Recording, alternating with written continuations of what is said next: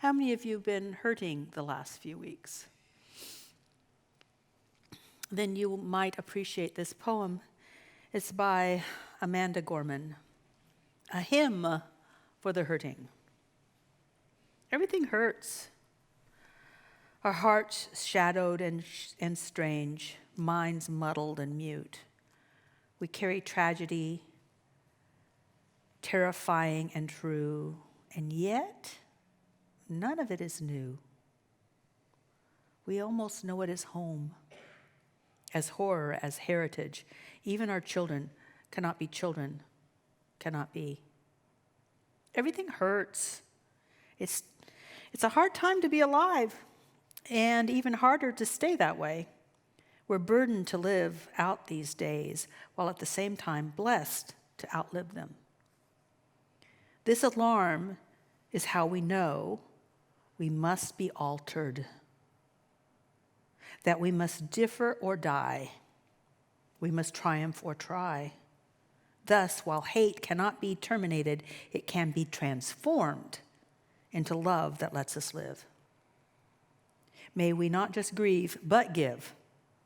May we not just ache, but act. Maybe everything hurts, our hearts shadowed and strange, but only when everything hurts may everything change.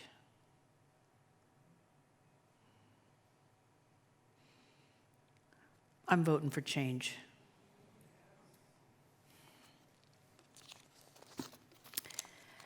I'm voting for change. So today is the fifth in a series of talks that I'm doing in May called Moving On Up to a greater sense of satisfaction, fulfillment, contentment, and contribution. Because this sense does not come from without, it comes from within, and it's people who can experience that sense of centeredness that can make a change in the world.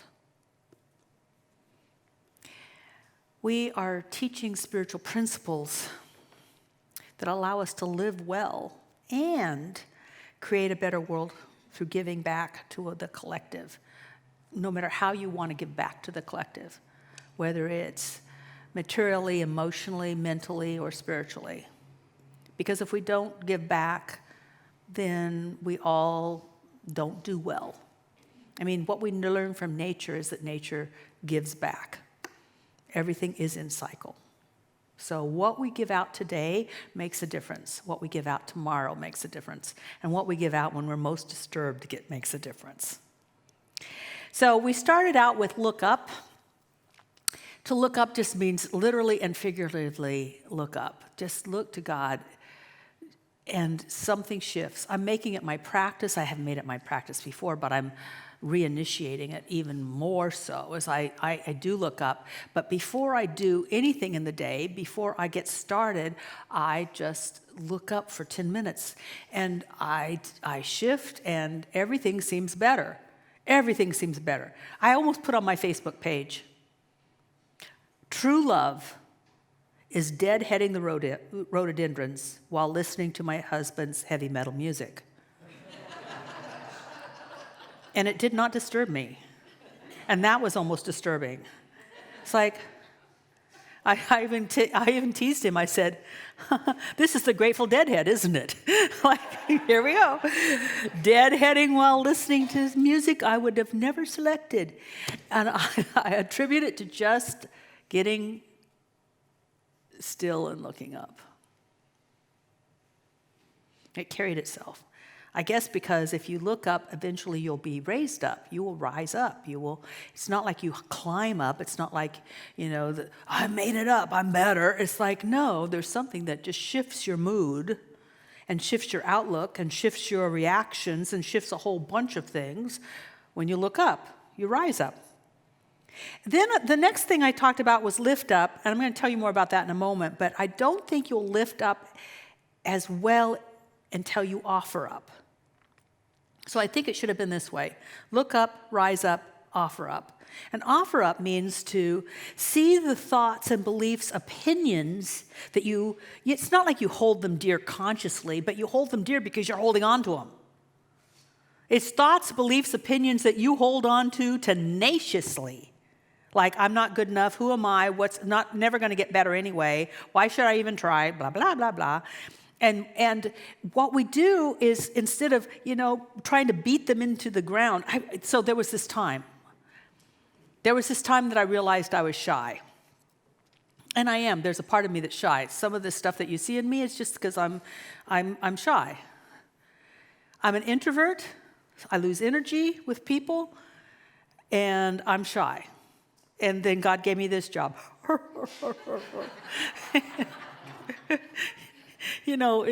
I'll tell you more about this later, but if you want to hear God laugh, tell him your plans. Anyway, I had plans, but God said, no, for your growth, I've got another one. So there was a time when I just hated my shyness. I just wanted to kick her to the curb. But she came back. It was much better to just say, here's my shyness. Help me with it. And it doesn't run me anymore. It's not that I don't have it, but it doesn't run me. So offer up. Then you lift up. Allowing yourself to rise up, you can lift up. People sometimes want to help other people, but it's very difficult to help other people when you're struggling with life on your own. It's much easier to lift up when you've already experienced the power of God. For instance, with Karen Schiller, if she does her getting out of debt class again, take it, because she knows what that's like and she knows how she got there. It's much easier for her to talk about it because she's lived it. She can lift up. I want to share with you this story about lifting up that it's just so wonderful. See, some of us want to lift up in some major way. It doesn't have to be a major way. One person is a major way. One person is a major way. So there's this guy who was in Columbia University. His name was Art Garfunkel. And he had a best friend at Columbia, and you're looking at him, it's like, are we good? They're just waiting to do a song. But okay, I got you, okay. Yeah, not right now. Not now. Yeah. Oh, is that, okay, I don't know what's going on. She's in charge. I'm just like taking direction. Here. Anyway, so Art Garfunkel was at Columbia University. He had a best friend, and his name was Sandy. And Sandy discovered while in his college years that he was going blind. He was not only going blind, he became blind. And so he went home filled with guilt and really distressed because he knew that he was going to be a burden to his already financially strapped family. But Art followed him to Boston, flew up there, knocked on the door unexpectedly and said, Sandy, you've got to come back. You're brilliant. You need to be in college. And Sandy said, how can I go to college? I can't even see. How would I do that? Now, you've got to realize this was many years ago, before a lot of the things that we have made available to blind people.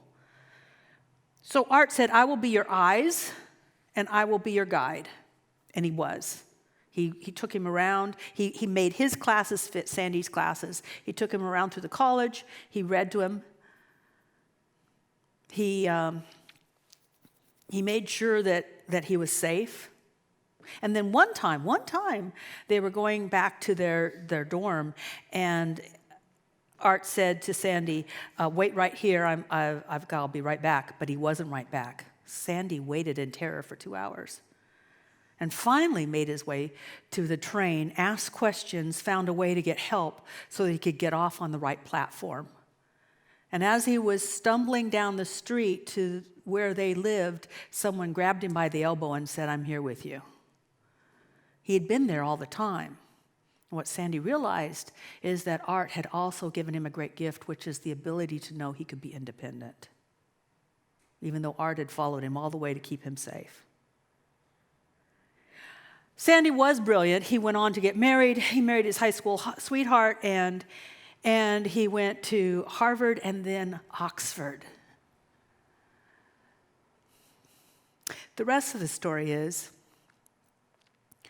to make Sandy feel better, Art would say, I'm going to read to you now. No, he wouldn't say, I'm going to read to you now. He said, darkness will read to you now. He called himself Darkness to his friend Sandy.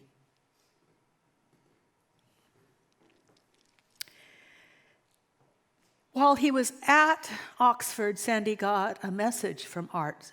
Art had just found a fellow musician and they'd started a duo.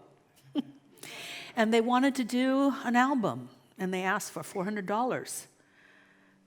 Do you have $400 to loan us so we can do this album? And Sandy only had $404 in his account, but he sent $400 to his friend Art because Art had been there for him. The album didn't go, except one song out of that album became number one. Hello, darkness, my old friend. I've come to speak to you again. That's the power. I mean, how many of you know that when you were in the darkness, somebody lifted you up?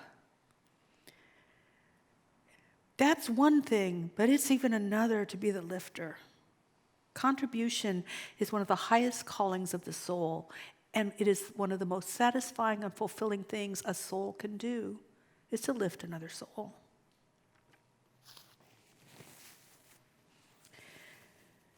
Today's talk is about making it up. Just making it up. Using your imagination. Using your imagination. I know I have it somewhere. Oh, yeah, would you have, no? Nope, I've got it here. I got it. Beverly has well, now where's she? Okay. Life infuses us with the power to conceive, express, and enjoy the fruits of our creative power. We create through our thought, our word, and our deed. We are each here to reveal the creative ideal of the divine. That's from Iyanla Van Zandt. Iyanla, it's a mouthful. I hope I served her well. So, this will involve your imagination. We talk about prayer, we talk about a lot of things. Neville said that imagination was the greatest power that you have. I'm not sure about that, but I do know that it's incredibly important because it's one thing to pray about something and still imagine that the other thing's going on. It's one thing to, have thoughts and prayers, but imagine that nothing will change. Imagination is incredibly important. A simple story about that is me coming to this center. It was 34 years ago. I was in my first center, my first ministry in Salt Lake City. I liked Salt Lake City. Boy, we had fun. I'll tell you, when you're the Outlaws, it's really fun. When everybody expects bad stuff out of you, you can't go wrong. But I really wanted to come back to this place. This is where I'd gone to school. This is where I'd lived for a while. And Seattle was just glorious to me. It was the Emerald City. I just absolutely loved it. And I was candidating, that's what they call it, but I was actually applying, I guess that's the word, applying for this position with two other people. And they were marvelous people. I'd gone to school with them. Casey Greiba, tall, handsome, Canadian with an accent. You get points for accents.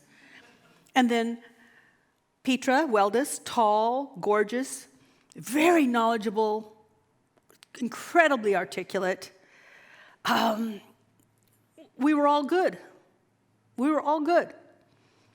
But what I did was I imagined being in Seattle, in Salt Lake City, where it's very dry and kind of crispy hot. I imagined being wet. You know how when it's not raining, but it's just you walk and you're in the cloud, just moist all over? I was walking through Salt Lake City feeling moist. I mean, I imagined the moisture. I imagined the smell of Puget Sound. I was just walking in it all the time. And guess what? They hired me. Yay! Now, it wasn't, I honestly don't believe it was that I was better, but I will tell you, remember the tall two, So only probably Jeffrey knows this, but the building we were in was very short. I was the only one that fit on the platform. Praise God. Anyway, plus I imagined being here. It's one thing to pray, but to then use your imagination to reinforce what you are putting into your mind is incredibly important. It's really important. This is part of the creative process that we are called to do. Why? Because we're spiritual beings, which means we are creative. We're just born that way. Now, I want to expand on this a little bit so that we can really get it. Take a deep breath. And my habit is to ask my heart its deepest desire, what do I hope for? And the more we release limited concepts and opinions of ourselves to the universe, the more our hope will grow. Why? Because oftentimes we don't allow ourselves to hope because we've already decided it won't work.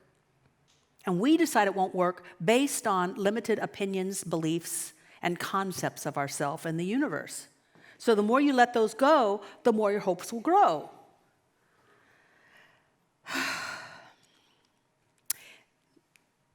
After you know what you hope for, imagine it as so. Imagine it as so. There was a time in my life before ministry that even though I was using all these principles, there was something that I really hoped for and really wanted. And as soon as I imagined I was in that, doing that, having that, it came about very quickly. Imagination is like this, like the spark plug that gets the engine going.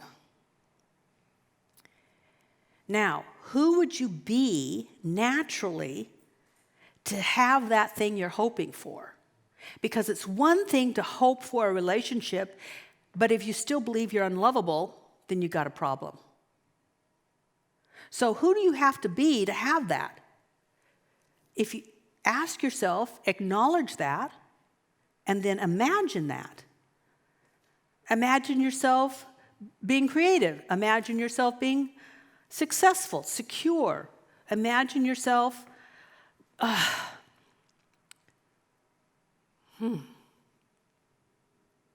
being incredibly powerful in the way that you live your life, or whatever it is that you have. There's something that I hope for, and it's, and I know I'm going to break through. I know I'm going to break through.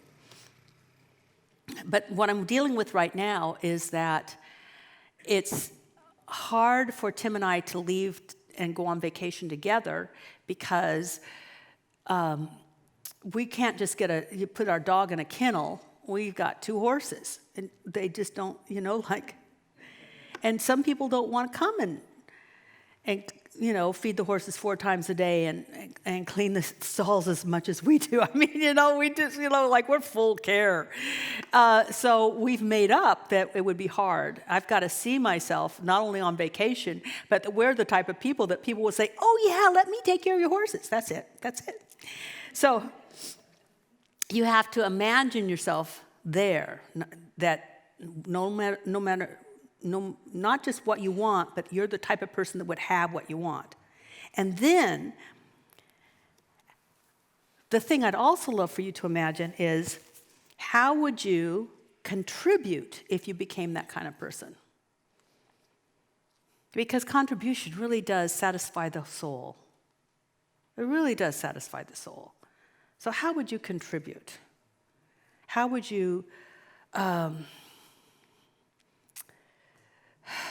How would you be used by God if you became the kind of person that could use their imagination well and were allowing the universe to flow through you like it could flow through you? Now, this is important because if you only wish for yourself, you're not very open. But when you start to imagine greater good for others, you become a bigger space. I mean, could it be that Art Garfunkel could create the kind of music he did because he was so concerned about his best friend? I mean, people that give big, receive big. I've just watched it all the time. I've watched it all the time. I watch it with our prayer practitioners and how well their life starts to unfold because they are dedicating some of their time and space, and the space of their time and their attention to the well-being of other people. It's just the way it is. I know personally that I'm a minister and I'm blessed beyond this job, blessed and blessed and blessed because I give my attention to the well-being of others. I'm praying for others. I'm praying about this place. And trust me, I'd rather do something else. Oh yeah, I've told people a lot. I'd rather be an accountant. No, really, I'd rather be an accountant. I'd be excellent. I'd be a forensic accountant, and I would charge big bucks. And I'd just send a bill. And I wouldn't care if you liked the bill or not. And you'd just pay me or else. I mean, I am a savant when it comes to numbers, aren't I, Abigail? I mean, people that have known me, like I look at something and go, no, that number's off. I mean, nope, the number's off. I just know this stuff. It would be so easy.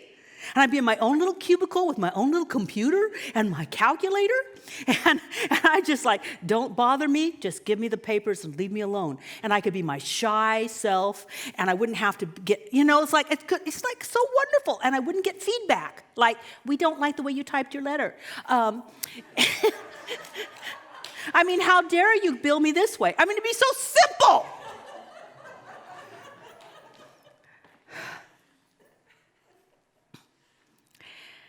But God said you're going to be a minister. And God knew better.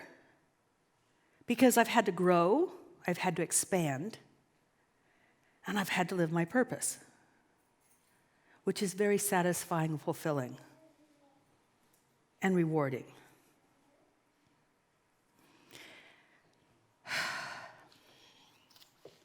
Imagine yourself doing something that benefits more than yourself. Boy, that's the secret of good times, honey. I don't mean good like fun, fun, fun. I mean like good. Capital G. Capital O-O-D. Good. Imagine yourself doing that. I want to read a letter from my friend Jesse. Jesse and I have been around together for a very long time. He's been a minister almost as long as I have. There's not many of us left.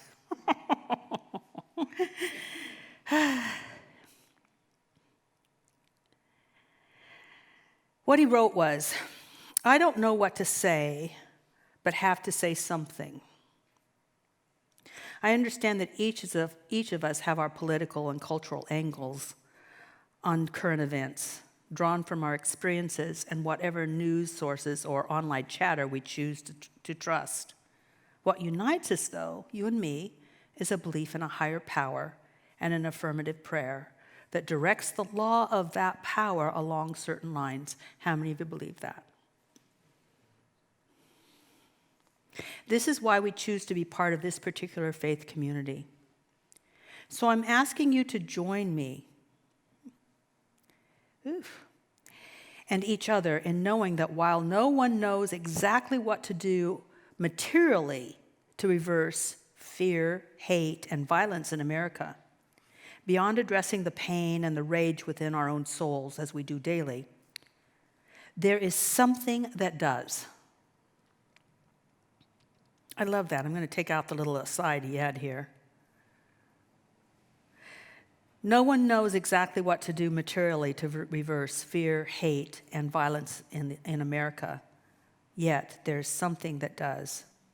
Humanity did not spend millennia evolving to this point just so grocery shoppers could be gunned down because of the color of their skin, or a disturbed man to buy an AR-15 the day of his 18th birthday to go and massacre children in a schoolroom. We haven't come this far to witness increased warfare worldwide, famine, climate, disasters, and pandemics, and the list goes on and on. Our human inclination is to find who's to blame for all of this. How many of you have noticed that?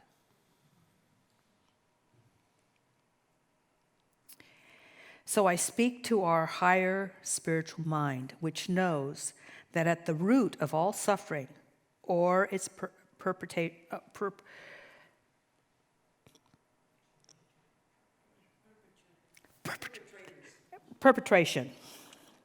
I couldn't get that word, just couldn't come out. Okay, so that's it, perpetration, I got it. So we know at the root of all surfing. All right, Kathianne. You could use this mouth a little better, you know. All right. We know that at the root of all suffering and its perpetration is fear, and that at the root of fear is a gnawing, miserable sense of separation from oneself and from one's God. The same sensation you and I may be feeling ourselves as we're hit with wave after wave of tragedy to emotional process. And if the sense of separation is the issue, we know what to do about that and have built the habit of doing it. Prayer. And by prayer, I don't mean a blithe thoughts and prayers if some people are expressing, but real engaged prayer that goes to something like our Christian neighbors might recite, "Create in me a clean heart, O God." There's one life, one planet, and one America, and we co-create it, and we jointly cause its success, and we are each complicit in its failings. May there be equality, justice, and lasting peace for all.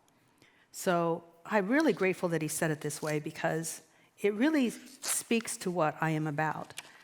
Many years ago, not only was I told that I was going to be a minister, I was told that I was going to use my humor and insight to inspire and empower people to live closer to their God, thereby creating harmony on earth.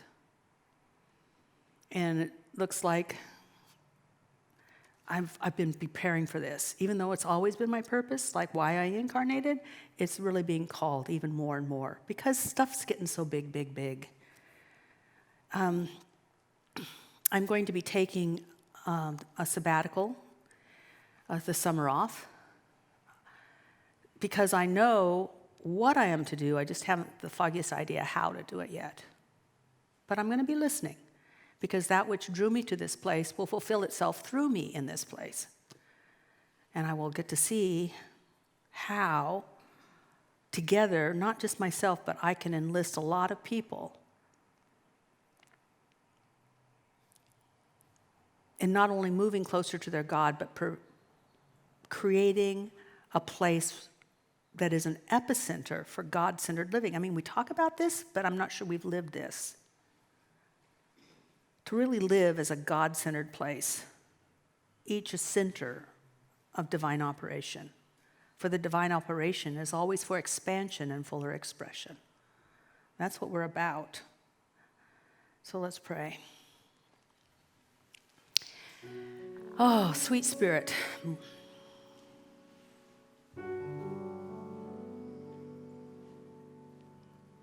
I give thanks that this is a time of listening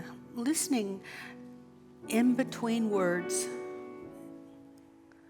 in between ideas, so that the stillness of that voice that is always within speaks. It's been said that God speaks in stillness and everything else is just interpretation. So I give thanks that I can bless our listening and that we interpret things from the divine in such a way that we are lifted up to live a life that is satisfying, fulfilling, that we live the life that we long to live, and we lift others up as well. We lift them up as well. We lift them up as well. And that we are each and every one of us doing what we are called to do, to not only heal the hurt within our own heart, but to heal the hurts within the hearts of others. And it may be that we are doing something physically or mentally or emotionally or spiritually. Always lead to God and always serve God. Thank you, sweet Spirit, for bringing us here on this day, that we may move into one of the most rewarding experiences of life,